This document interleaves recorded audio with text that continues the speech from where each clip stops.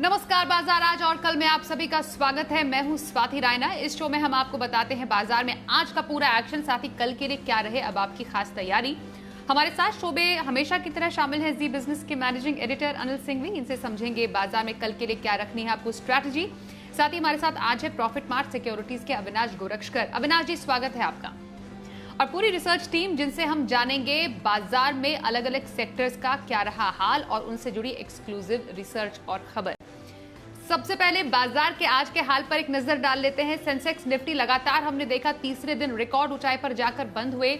Nifty 35 अंक चढ़कर 16,300, तो सेंसेक्स सवा 100 अंक चढ़कर 54,500 के पास बंद हुआ। आज खास तौर पर मेटल, इंफ्रा, आईटी और एफएमसीजी शेयरों ने बाजार को सहारा देने का काम किया। भारतीय एयरटेल 4% की तेजी के साथ निफ्टी का टॉप गेनर रहा, लेकिन सरकारी बैंकों में गिरावट के चलते निफ्टी बैंक 200 अंक फिसलकर 35,850 के नीचे बंद हुआ। एसबीआई 3% फिसलकर निफ्टी का टॉप लूजर रहा।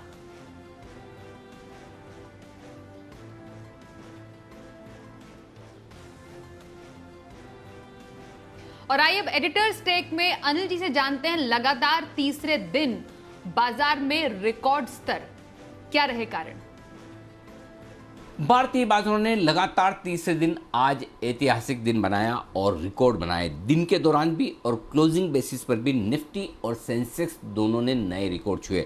16,349 ये अब एक आंकड़ा है जो इतिहास में दर्ज हो चुका है अब तक के सबसे उच्चतम स्तर के तौर पर निफ्टी में, और 54,717 अब सेंसेक्स का नया लाइफ टाइम हाई। जिन लेवल्स पर आज हम बंद हुए 1.4% की मजबूती के साथ निफ्टी और सेंसेक्स में, ये भी अब तक का सबसे बेहतरीन लेवल है। हालांकि बैंक निफ्टी में थोड़ी प्रॉफिट बुकिंग रही, 0.5% का नुकसान बैंकिंग शेयरों में देखने को मिला। 34,800 के करीब बैंक निफ्टी बंद होता हुआ दिखा। मिड कैप और स्मॉल कैप शेयरों में मिला जुला कारोबार रहा। फर्स्ट हाफ थोड़ा दबाव भरा था, सेकंड हाफ में थोड़ी रिकवरी आती दिखी। आज की रिकवरी और नए लाइफ टाइम हाई बनने की दो बड़े कारण थे। एक, एफआईज की तरफ से दमदार खरीदारी आती दिख रही कैश मार्केट में, कल भी हुई, परसों भी हुई, उसका फायदा भारतीय बाजार उठा रहे हैं, तो वहां से जोश आता हुआ दिख रहा है। दूसरा, डाउ फ्यूचर स्टेबल थे और धीमे धीमे आखिरी घंटे में थोड़े और मजबूत होकर 75 पॉइंट ऊपर। तो कल की कमजोरी के बाद अमेरिका में आज एक रिलीफ रैली आने की संभावना है। इस उम्मीद में भी भारतीय बाजारों में खरीदारी का जोश बरकरार रहा। चूंकि एक वायदा कारोबार के हफ्ते की एक्सपायरी का दिन था, शॉर्ट्स भी थे, तो इस लिहाज से आज मजबूती भरा ट्रेड रहना भी लाजमी था। तो ओवरऑल इन सब फैक्टर्स के चलते भारतीय बाजारों में मजबूती बनी रही। थोड़ी बहुत प्रॉफिट बुकिंग बैंकिंग शेयरों में आती हुई दिखी, जो कि 36,000 के लेवल के आसपास आना लाजमी है। अब जहां तक कल का सवाल है, अब ये देखना होगा कि शॉर्ट कवरिंग के बाद फ्रेश खरीदारी ऊपरी स्तरों पर कितनी आती है। ये बड़ा इंडिकेटर होगा भारतीय बाजारों के लिए, पहली बात। और दूसरी चीज़ जो सबसे ज़्यादा इंपॉर्टेंट होगी वो ये कि 2-3 दिनों की सुस्ती के बाद क्या मिड कैप और स्मॉल कैप शेयर कल या फिर अगले हफ्ते के लिए फिर से एक्शन में आने के लिए तैयार होते दिख रहे हैं। तो इन सब पर नजर रहेगी। और कल एक बड़ा दिन क्रेडिट पॉलिसी के लिहाज से भी, लेकिन ओवरऑल कह सकते हैं ये हफ्ता अब तक भारतीय बाजारों के लिए बेहद शानदार, जहां लगातार 3 दिन निफ्टी ने, सेंसेक्स ने नए रिकॉर्ड बनाए हैं। आज के खास मेहमान का रुख कर लेते हैं अविनाश गोरक्षकर। अविनाश जी, अब बाजार लगातार तीसरे दिन रिकॉर्ड पर रिकॉर्ड बनाता गया। अब छोटे टाइम के लिए किसी को अगर स्ट्रैटेजी रखनी है बाजार की इस तेजी के आधार पर, तो क्या स्ट्रैटेजी रखी जाए और हफ्ते भर का नजरिया कहां रखने की सलाह देंगे आप?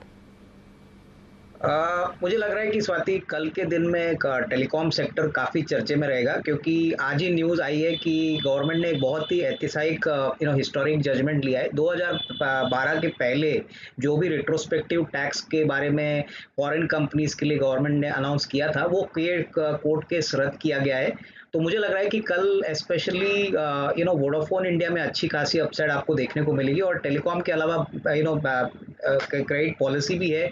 तो यहाँ पे आपको ऑब्वियसली जो कमेंट्री आरबीआई गवर्नर साहब देंगे वो बहुत इंपॉर्टेंट रहेगी। मेरे ख्याल से टेलीकॉम में हमको जो पोजिशनल बेट अच्छा लग रहा है वो भारतीय एयरटेल है।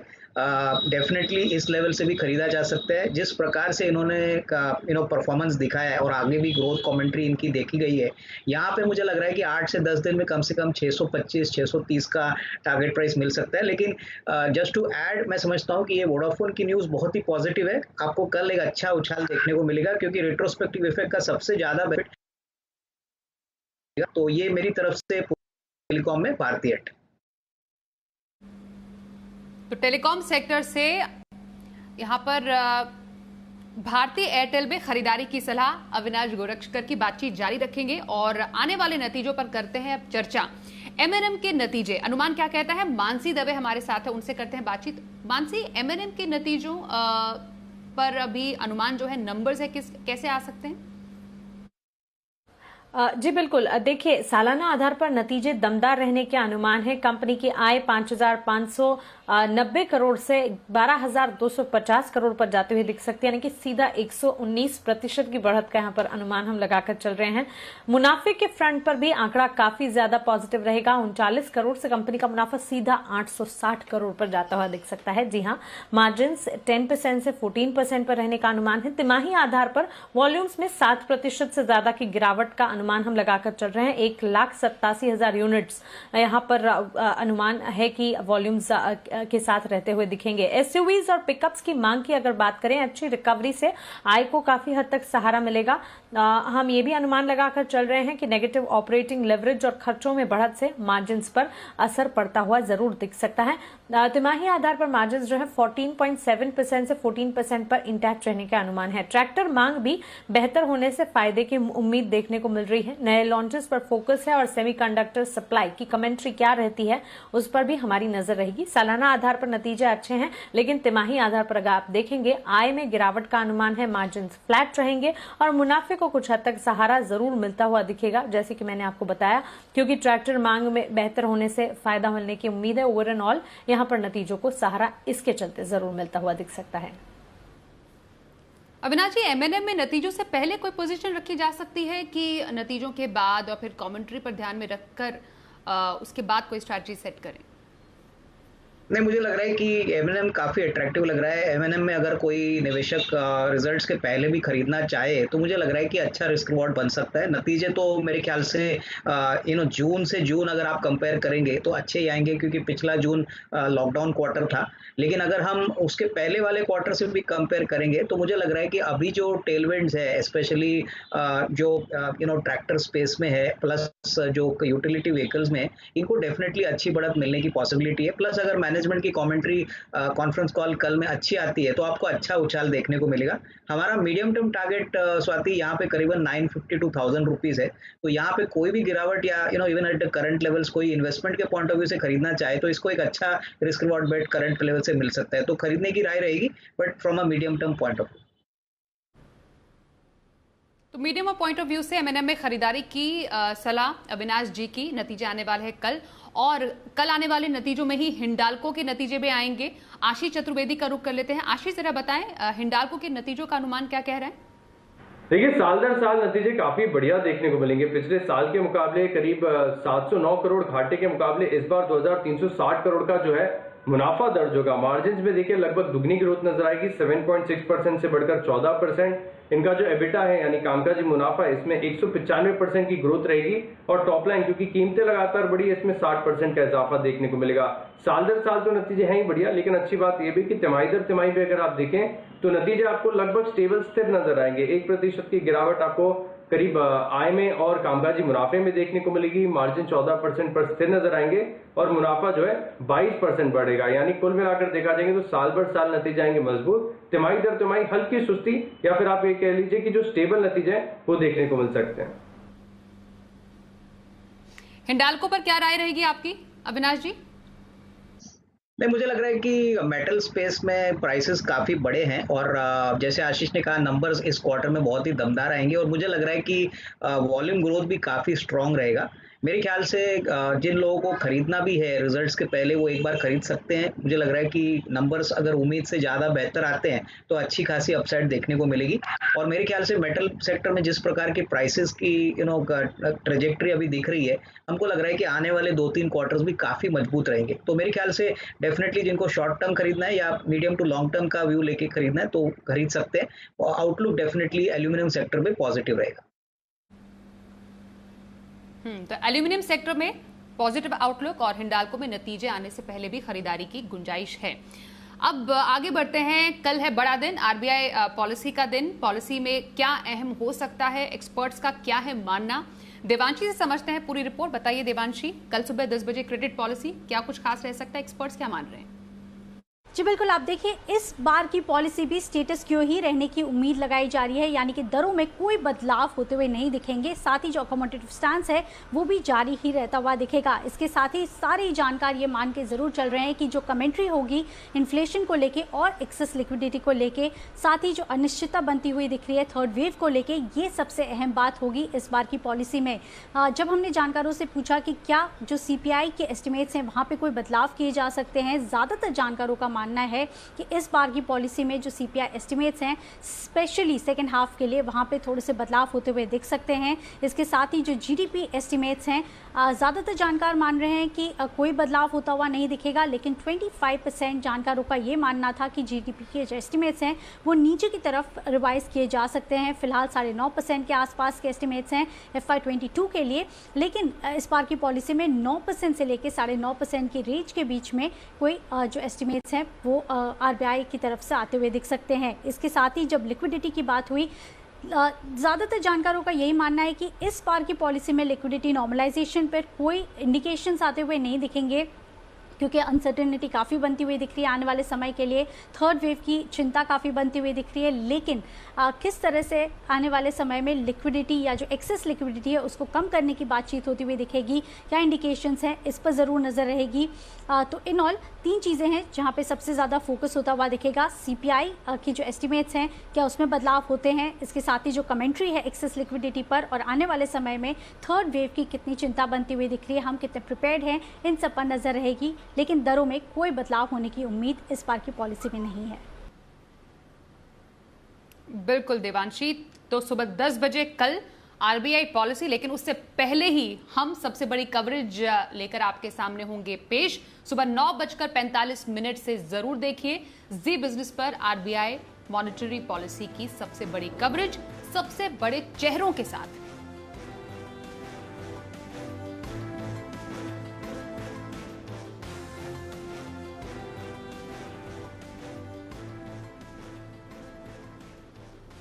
और आइए टाटा पावर के भी नतीजे आने वाले हैं, और यहां पर क्या खास रह सकता है, दीपांशु का रुख कर लेते। दीपांशु, टाटा पावर के नतीजे इस बार क्या एस्टिमेट लगाए जा रहे हैं?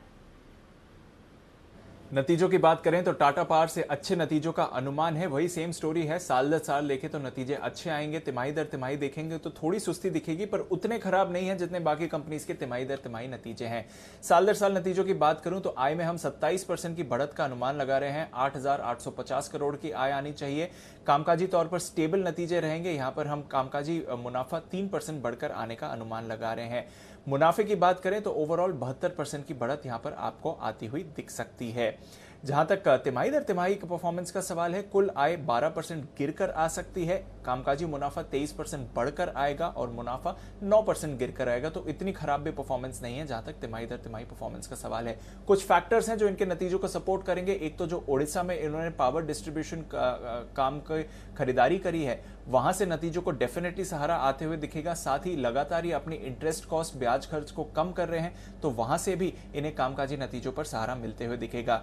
रेगुलेटरी कारोबार से स्थिर परफॉर्मेंस का अनुमान है, और जो सोलर EPC का कारोबार है वहां पर अच्छे एग्जीक्यूशन की वजह से आय में आप बढ़िया बढ़त आते हुए देख सकते हैं। साथ ही सोलर EPC के मुनाफे पर कच्चे माल की लागत बढ़ने से थोड़ा असर आपको पड़ सकता है। नजर रखनी पड़ेगी कि रिन्यूएबल्स कारोबार के एसेट मोनेटाइजेशन को लेकर कंपनी की क्या कमेंट्री है, साथ ही सोलर EPC कारोबार में ऑर्डर बुक की इस समय क्या सिचुएशन है, और फाइनली कोयले के दामों का क्या ट्रेंड है, क्योंकि ये भी काफी इंपॉर्टेंट है इस कंपनी के लिए। चलिए, ये तो हमने जान लिया आने वाले नतीजों पर क्या कुछ अनुमान कहता है टाटा पावर के। आगे बढ़ते हैं और अब शो में देखते हैं शर्मा जी का ऑप्शन।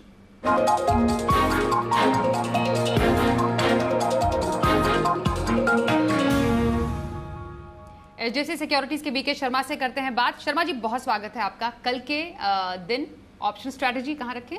जी स्वाति जी नमस्ते, और इस सेगमेंट के सभी श्रोताओं को और दर्शकों को मेरा HDFC सिक्योरिटीज की तरफ से नमस्ते। तो एक बात कहना चाहूंगी, कल की बात करने के पहले मैं जरा कल की बात कर लूं। कल हमने JSW स्टील दिया था ऑप्शन में, उसका टारगेट हो गया है। और ग्रिड दिया था, उसका स्टॉप लॉस नहीं हुआ है, टारगेट भी नहीं हुआ है, और जो कि तो वहीं पे वहीं खड़ा है। तो 3 रुपए 60 पैसे का जो कॉल ऑप्शन दिया था हमने 175 स्ट्राइक प्राइस का, उसका स्टॉप लॉस बढ़ा के 3 रुपए कर लें और होल्ड करें। और आज के जो दो ऑप्शंस में दे रहा हूँ वो JSW को रिपीट कर रहा हूँ, लेकिन यहाँ पे ध्यान रखिए 770 की कॉल लेने के लिए सलाह दे रहा हूँ। 28 रुपए पे मिलेगी। 20 रुपए का टाइट स्टॉप लॉस रखें और 40 रुपए का अनुमान रखें कि वहाँ पे आपको मिल जाएगा। और सीमेंट मतलब वो टारगेट मिलेगा आपको 40 का, और सीमेंट के अंदर 2600 की कॉल लें 70 रुपए पे, स्टॉप लॉस 50 रुपए का, टारगेट इसमें 98 रुपए का है। ध्यान रखिए ये जो कॉल्स हैं ये 4 या 5 सेशन से ज्यादा की नहीं है, तो आप अकॉर्डिंगली अपना स्टॉप लॉस बढ़ाते रहिएगा। धन्यवाद, जय हिंद। और आइए अब अनिल जी से जानते हैं आने वाले दिन बाजार पर क्या रखनी है आपको स्ट्रैटेजी, और बाजार के लिए अहम संकेत और क्या हो सकते हैं। जहां तक कल के बाजारों का सवाल है, ढेर सारा एक्शन, ढेर सारे ट्रिगर्स हैं आपके लिए। सुनिए एक एक करके। पहले अमेरिका। कल की कमजोरी के बाद आज अमेरिका में एक मजबूत सेशन होना चाहिए। 75 पॉइंट ऊपर डाउ फ्यूचर्स से हमारे बाजारों के बंद होने के वक्त, तो अमेरिका से अच्छी तेजी की उम्मीद, कम से कम पॉजिटिव सेशन की उम्मीद तो है ही। तो पहला संकेत वहां से। दूसरा संकेत, आज वायदा कारोबार की एक्सपायरी का दिन था हफ्ते का। FIs की तरफ से और कितनी खरीदारी कैश मार्केट में और वायदा कारोबार में हुई, ये बाजार का मूड माहौल बनाने का काम करेगी। और तीसरा एक और बड़ा कारण है कि कल नतीजों के लिहाज से बड़े एक्शन वाला दिन है।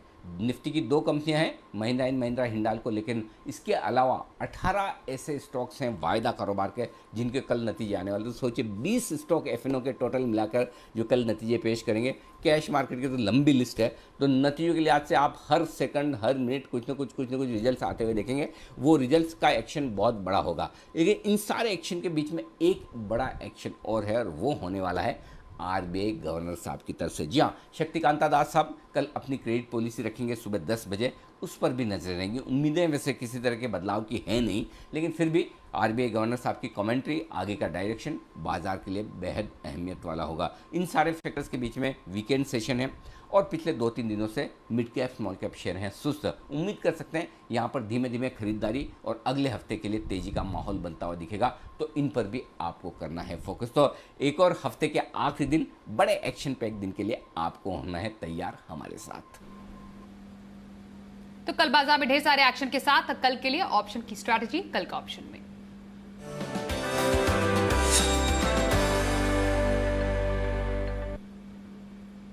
चॉइस ब्रोकिंग के सुमित बगड़िया से करते हैं बात। सुमित जी, बहुत स्वागत है आपका शो में। कल के लिए क्या स्ट्रैटेजी बताएंगे आप?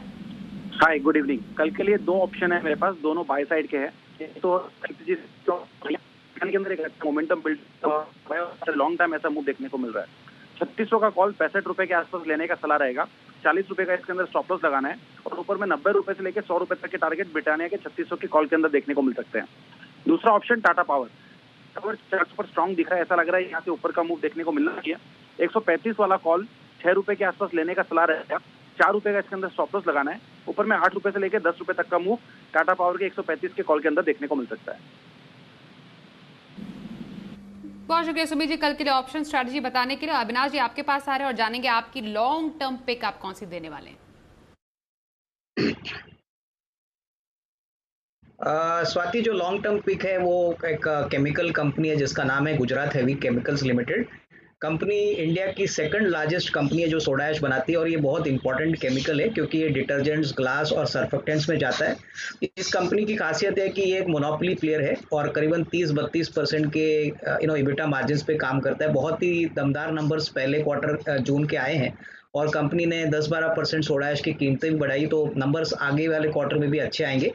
दूसरा बिजनेस इनका टेक्सटाइल का है, जो होम टेक्सटाइल मार्केट यूएस में एक्सपोर्ट करते हैं, तो यहाँ पे भी हेडविंड्स बहुत ही पॉजिटिव है। गवर्नमेंट ने भी PLI स्कीम के पॉइंट ऑफ व्यू से इनको बहुत इंसेंटिव्स दिए हैं, तो ये भी बिजनेस अच्छी तरह से स्केल अप होगा। सबसे बड़ी बात, कंपनी काफ़ी बड़ी कंपनी है, करीबन हमारा अनुमान है कि करीबन 600-650 करोड़ का मुनाफा आएगा। और सबसे बड़ी बात, वैल्यूएशंस बहुत ही सस्ते हैं। इस साल हमको लग रहा है करीबन 41-42 रुपीज़ की अर्निंग्स आएगी, और उस पॉइंट ऑफ व्यू से करंट शेयर प्राइस बहुत अट्रैक्टिव लग रहा है। और फाइनली इसका डीमर्जर जो है वो दिसंबर तक होने वाला है। इस निवेशकों को 2 शेयर मिलेंगे, एक टेक्सटाइल कंपनी, एक सोडा ऐश, और ये काफ़ी अच्छी तरह से वैल्यू अपसाइड देगा। तो यहाँ पे हमारा टारगेट प्राइस करीबन 450 रुपया है, तो डेफिनेटली यहाँ पे खरीदने का मौका है। थोड़ा सा सुस्त आज है, लेकिन इन्वेस्टमेंट पिक है, तो हमको लग रहा है कि अच्छा खासा अपसाइड आपको 6 से 12 महीने में मिल सकता है। तो 6 से 12 महीने में GHCL में आप लंबी अवधि की खरीदारी का मौका देख सकते हैं, अविनाश जी की राय है। बहुत शुक्रिया अविनाश जी, आप हमारे साथ आज के शो में शामिल हुए।